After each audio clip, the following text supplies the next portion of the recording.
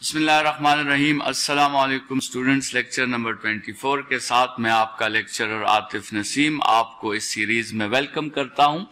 Chapter series हमारा जो हमने शुरू किया है दैट इज इलेक्ट्रोस्टैटिक्स, और उसमें आज हमारा लेक्चर नंबर 24 गॉस लॉ को जो है रिवाइज करेगा।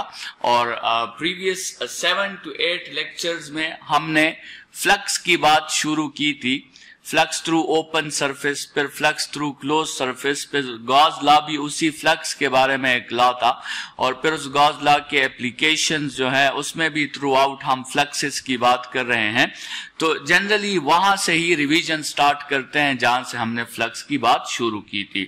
तो स्टूडेंट सबसे पहले हमने पढ़ा था फ्लक्स थ्रू ओपन सरफेस, और उसको हमने डिफाइन किया था कि it is the dot product of electric field intensity and area vector. Students, electric field intensity क्या है उसको हमने डिफाइन किया था कि electric field intensity at a point is defined as force per unit test charge, ठीक है। और इसका फॉर्मूला F/Q0 था, या इसका दूसरा फॉर्मूला KQ/R² था। एरिया वेक्टर को स्टूडेंट्स हमने डिफाइन किया था कि जब हम एक स्केलर एरिया के साथ एक परपेंडिकुलर डायरेक्शन अटैच कर दें तो उसे हम एरिया वेक्टर कहते हैं। और ये डॉट प्रोडक्ट है तो इसको आप ओपन कर सकते हैं with the formula EA cos theta. Students, ये E.A जो है, जिसको हमने फ्लक्स का मैथमेटिकल फॉर्म जिस तरह मेंशन किया है, ये जो फॉर्मूला है इसको आप उस वक्त यूज कर सकते हैं जब आपके साथ electric field intensity B constant हो और आपके साथ एरिया वेक्टर B कांस्टेंट हो। और students, as a vector constant से मुराद ये है कि ना तो उसका मैग्नीट्यूड चेंज हो रहा हो और ना ही उसकी डायरेक्शन चेंज हो रही हो। मतलब ना तो E और A का मैग्नीट्यूड चेंज होना चाहिए और ना ही E और A के दरमियान जो एंगल है जिससे हम इसकी डायरेक्शन की तरफ अपने आइडिया को क्लियर करेंगे वो एंगल भी चेंज नहीं होना चाहिए। स्टूडेंट्स, अगर ऐसा होता है तो फिर तरीका यह है फिजिक्स का कि आपने उस टोटल कर्व एरिया को, अगर लेट सपोज एरिया कर्व है और आपके साथ इलेक्ट्रिक फील्ड इंटेंसिटी और एरिया वेक्टर की जो डायरेक्शन है वो हमेशा सेम नहीं आती है, तो फिर स्टूडेंट्स मेथड ये है कि आप उस कर्व एरिया को स्मॉल स्मॉल डिफरेंशियल एरियाज में कन्वर्ट करोगे और फिर आपने उसके हेल्प से जो है हर एक एरिया पर फ्लक्स फाइंड करना है और फिर आपने उसे ऐड करना है। स्टूडेंट्स, यहां पर यह भी समझ लें कि डॉट प्रोडक्ट का जो कंसेप्ट है वो पैरेलल वेक्टर्स की मल्टीप्लिकेशन है। तो अगर वेक्टर्स पहले से पैरेलल है so then life is so easy, आप डायरेक्टली मल्टीप्लाई कर दें।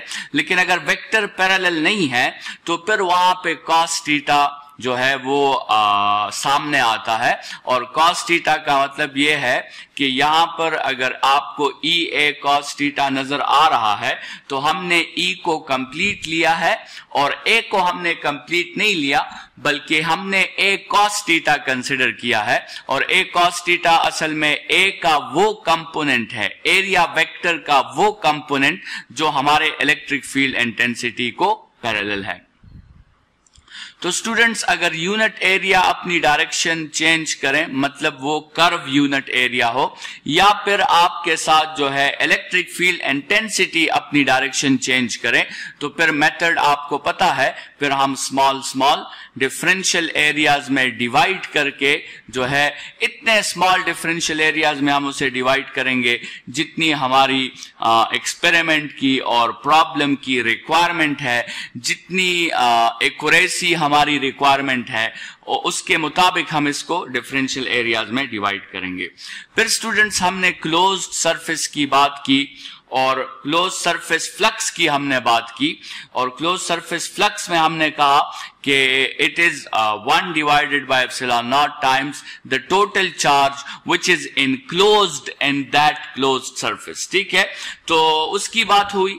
फिर गॉस लॉ ने उसी फॉर्मूला को, क्लोज सरफेस फ्लक्स के फॉर्मूला को एक किस्म की जनरलाइजेशन दी, और उस जनरलाइजेशन में गॉस लॉ के थ्रू हमने डिसाइड किया कि जो चार्ज आपके साथ उस क्लोज सरफेस के अंदर मौजूद है वो जो है कहां पर मौजूद है, उसकी लोकेशन क्या है, क्या वो सेंटर पे मौजूद है, क्या वो सेंटर से कुछ दूर मौजूद है, ये बात इसकी कोई अहमियत नहीं है. ठीक है, तो ये आपके साथ गॉस लॉ का स्टेटमेंट है कि location of charge does not matter. ठीक है, आपके साथ फ्लक्स जो है किसी क्लोज सरफेस पे वो लोकेशन ऑफ चार्ज से इंडिपेंडेंट है.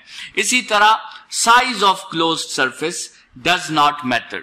ठीक है, डज नॉट मैटर. इसी तरह जो शेप ऑफ क्लोज सरफेस है वो भी आपके साथ मैटर नहीं करता है. ठीक है, तो ये आपके साथ जो है गॉस लॉ की जो जनरलाइजेशन थी वो ये थी कि okay, the total flux through a close surface is 1 by epsilon naught times the total charge which is enclosed in that closed surface. लेकिन अगर स्टूडेंट्स आपको याद हो तो ये जो क्लोज सरफेस पे ये फॉर्मूला हम डिराइव कर रहे थे तो हमने चार्ज को बिल्कुल सेंटर में कंसिडर किया था, और गॉस लॉ के हेल्प से हमें ये पता चला कि जरूरी नहीं कि चार्ज हमेशा सेंटर पे ही हो, चार्ज किसी भी पोजीशन पे हो सकता है, इससे फ्लक्स पर कोई फर्क नहीं पड़ता. और इसी तरह साइज और shape of the close surface से भी फ्लक्स पर कोई फर्क नहीं पड़ता. गॉस लॉ के मुताबिक फ्लक्स जो है वो सिर्फ दो चीजों पर डिपेंड करता है. एक, उस क्लोज सरफेस के अंदर कितना अमाउंट ऑफ चार्ज मौजूद है, इंडिपेंडेंट ऑफ इट्स लोकेशन, उस क्लोज सरफेस के अंदर कितना चार्ज मौजूद है, और दूसरा, उस क्लोज सरफेस के अंदर जो आपने मीडियम यूज की हुई है उसकी परमिटिविटी क्या है, वो किस लेवल तक इलेक्ट्रिक फील्ड को अपोज करता है और वो किस लेवल तक इलेक्ट्रिक फील्ड लाइंस को क्रिएट होने से रोकता है. ये दो बातें हैं जिस पे flux through a close surface depend करती है. स्टूडेंट्स, उसके बाद फिर हम एप्लीकेशंस की तरफ आए, और एप्लीकेशंस में हमने कहा कि गॉस लॉ तो नॉर्मली हमें बहुत सी बातें समझाता है, लेकिन जब हम गॉस लॉ को अप्लाई करना चाहते हैं तो गॉस लॉ के हेल्प से हम असल में इलेक्ट्रिक फील्ड इंटेंसिटी को फाइंड करना चाहते हैं. गॉस लॉ के हेल्प से हम किसी भी पॉइंट पर इलेक्ट्रिक फील्ड इंटेंसिटी को बहुत आसानी से फाइंड कर सकते हैं. स्टूडेंट्स, दो तरीके हैं इलेक्ट्रिक फील्ड इंटेंसिटी को फाइंड करने के लिए. एक मेथड आपके साथ ये है कि आप उस पॉइंट पर एक टेस्ट चार्ज ले आओ जिस पॉइंट पर आप इलेक्ट्रिक फील्ड इंटेंसिटी फाइंड करना चाहते हैं, और फिर आप force per unit test charge कर लो. ठीक है, लेकिन स्टूडेंट्स, ये जो मेथड है इलेक्ट्रिक फील्ड इंटेंसिटी का, इसमें जब आप टेस्ट चार्ज लाओगे तो वो टेस्ट चार्ज अपना भी एक फील्ड क्रिएट करेगा, और जब वो अपना फील्ड क्रिएट करेगा तो स्टूडेंट्स आपके साथ जो आंसर आएगा उसमें एरर का एक परसेंटेज होगा, क्योंकि आपने उस सोर्स चार्ज की इलेक्ट्रिक फील्ड इंटेंसिटी फाइंड नहीं की होगी, बल्कि उन दोनों चार्जेस की जो कंबाइंड इलेक्ट्रिक फील्ड इंटेंसिटी का इफेक्ट है आपने वो फाइंड किया होगा. लेकिन स्टूडेंट्स, ये जो गॉस लॉ का मेथड है इलेक्ट्रिक फील्ड इंटेंसिटी को फाइंड करने का, ये आपके साथ इसमें आपको टेस्ट चार्ज लाना नहीं पड़ता, ये टेस्ट चार्ज से इंडिपेंडेंट है, और इस मेथड से अगर आप इलेक्ट्रिक फील्ड इंटेंसिटी को फाइंड करोगे तो वो एक्यूरेट कंसिडर की जाएगी, वो प्रिसाइज कंसिडर की जाएगी. तो स्टूडेंट्स, जब हम गॉस लॉ के हेल्प से इलेक्ट्रिक फील्ड इंटेंसिटी फाइंड करते हैं तो हमें कुछ स्टेप्स फॉलो करने होते हैं. सबसे पहला स्टेप, हमें एक क्लोज सरफेस कंसिडर करना होता है, और वो क्लोज सरफेस फिजिकल भी हो सकता है और नॉन फिजिकल भी हो सकता है. वो क्लोज सरफेस आपके साथ एक्चुअली वहां पे मौजूद भी हो सकता है, और आप उसे सपोज या एज्यूम भी कर सकते हैं. तो ये आपकी चॉइस है. और स्टूडेंट्स, उस क्लोज सरफेस का ना साइज इंपॉर्टेंट है ना उसका शेप इंपॉर्टेंट है. तो जब ये दोनों चीजें इंपॉर्टेंट नहीं है और फ्लक्स इन दोनों चीजों से इंडिपेंडेंट है, तो फिर स्टूडेंट्स क्लोज सरफेस सरफेस को चूज करना यूजर डिफाइंड है। फिर ये यूजर चूज करेगा और यूजर अपने लिए ऐसा सरफेस चूज करेगा जिससे आपके साथ उसकी कैलकुलेशंस में आसानी आए। तो ये जो क्लोज सरफेस हमने चूज करना है ये तो यूजर डिफाइंड है, लेकिन हमें इसमें दो बातों का ख्याल रखना पड़ता है। पहली बात आपके साथ ये है कि जिस पॉइंट पर आप इलेक्ट्रिक फील्ड इंटेंसिटी फाइंड करना चाहते हैं वो पॉइंट जो है वो इस क्लोज सरफेस का हिस्सा होना चाहिए। और दूसरा स्टेप जो है वो इस क्लोज सरफेस को कंसिडर करते हुए आपने ख्याल रखना है कि ई और ए के दरमियान जो एंगल बन रहा है वो ऐसे एंगल्स बने जो आपको सॉल्यूशन में आसानी क्रिएट करें। ये आपका स्टेप नंबर 1 था। स्टेप नंबर 2 पर आपने इसी क्लोज सरफेस पे गॉस लॉ के थ्रू फ्लक्स फाइंड करना है। और स्टेप नंबर 3 इस पहले सेकंड स्टेप में इस फार्मूला के थ्रू फ्लक्स फाइंड करना है। थर्ड स्टेप में फिर आपने इस फार्मूला के थ्रू फ्लक्स फाइंड करना है और फिर आपने उन दो फार्मूलास को कंपेयर करके वहां से इलेक्ट्रिक फील्ड इंटेंसिटी को आपने सब्जेक्ट बनाना है। स्टूडेंट्स, तो अगर हम एप्लीकेशंस ऑफ गॉस लॉ की बात करें तो गॉस लॉ ने हमें क्या क्या सिखाया है। गॉस लॉ ने पहली बात हमें यह सिखाई है कि चार्जेस जो होते हैं, जब हम किसी कंडक्टर को चार्ज करते हैं तो चार्ज हमेशा उस कंडक्टर के सरफेस पे होता है। मतलब लोकेशन ऑफ चार्ज जो है वो the surface of the conductor है और आपके साथ उस कंडक्टर के अंदर इलेक्ट्रिक फील्ड इंटेंसिटी भी 0 होती है। आपके साथ वोल्टेज जो है वो कांस्टेंट होता है।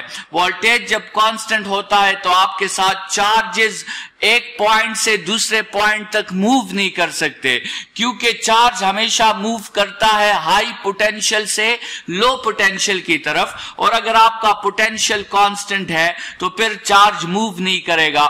चार्ज मूव नहीं करेगा तो करंट नहीं होगी, करंट नहीं होगी, साथ में जो है कूलम फोर्स नहीं होगा। चार्जेस एक दूसरे पर जो है वो फोर्स अप्लाई नहीं करेंगे क्योंकि चार्जेस मौजूद ही नहीं है अंदर। तो स्टूडेंट्स, इसका मतलब क्या हुआ? इसका मतलब ये हुआ कि आपने उस रीजन को बिल्कुल इलेक्ट्रिकली आइसोलेट कर दिया है। आपने उस रीजन को इलेक्ट्रिक इफेक्ट से इंडिपेंडेंट कर दिया है। अगर बाहर जो भी इलेक्ट्रिक इफेक्ट है उस रीजन के अंदर आपके साथ कोई भी इलेक्ट्रिक इफेक्ट नहीं होगा और इसीलिए ऐसे रीजन को हम कंडक्टर शेल कहते हैं। मतलब शेल, आपने उस रीजन को जो है बिल्कुल बाहर की दुनिया से उसको बिल्कुल कैद कर दिया है, उसको बिल्कुल आइसोलेट कर दिया है। इसको कंडक्टर शेल भी कहते हैं, इसको इलेक्ट्रिक इंसुलेशन भी कहते हैं, इसको इलेक्ट्रिक आइसोलेशन भी कहते हैं। इसके अलावा स्टूडेंट्स, फिर हमने जो है दो और एप्लीकेशंस पढ़े थे। Electric field intensity due to infinitely sheet of positive charge, ठीक है, और उसमें हमने फार्मूला डिराइव किया था electric field intensity is equal to sigma divided by 2 epsilon naught. और फिर हमने electric field intensity due to oppositely charge parallel plates पढ़े थे और उसमें जो फार्मूला हमने डिराइव किया था वो स्टूडेंट्स हमारे साथ था electric field intensity is equal to sigma divided by epsilon naught, जो आपको शायद यहां नजर आ रहा है। ये इसकी लास्ट एप्लीकेशन थी। स्टूडेंट्स, नेक्स्ट टॉपिक जो है हमारा वो भी आप कह सकते हैं कि एक इंपॉर्टेंट लॉन्ग क्वेश्चन है जो पोटेंशियल एनर्जी के बारे में है। पोटेंशियल एनर्जी जो है वो हमेशा फील्ड में हम डिफाइन करते हैं और इस लेक्चर में हम इसका जनरल कंसेप्ट समझेंगे कि पोटेंशियल एनर्जी का आपके साथ जनरल कंसेप्ट क्या है। और फिर हम इलेक्ट्रिक पोटेंशियल एनर्जी समझेंगे। इलेक्ट्रिक पोटेंशियल एनर्जी के साथ दो टॉपिक्स रिलेटेड है जो बहुत इंपॉर्टेंट है और वो है इलेक्ट्रिक पोटेंशियल और पोटेंशियल डिफरेंस, ठीक है। तो इलेक्ट्रिक पोटेंशियल एनर्जी जो है मतलब लॉन्ग क्वेश्चन है आपका ये पूरा। इसमें ये तीन मेन टॉपिक्स है, electric potential energy, electric potential और फिर इलेक्ट्रिक पोटेंशियल डिफरेंस जो है। और इसी इलेक्ट्रिक पोटेंशियल को आप जो है वोल्टेज भी कहते हो, इसी इलेक्ट्रिक पोटेंशियल को आप ईएमएफ भी कह सकते हो, और इसी इलेक्ट्रिक पोटेंशियल को आप पोटेंशियल डिफरेंस भी कभी कभार कह सकते हो। तो स्टूडेंट्स बढ़ते हैं नेक्स्ट पेज की तरफ और स्टार्ट करते हैं जो है एक नया टॉपिक जो पोटेंशियल एनर्जीज और पोटेंशियल के ऊपर बेस है।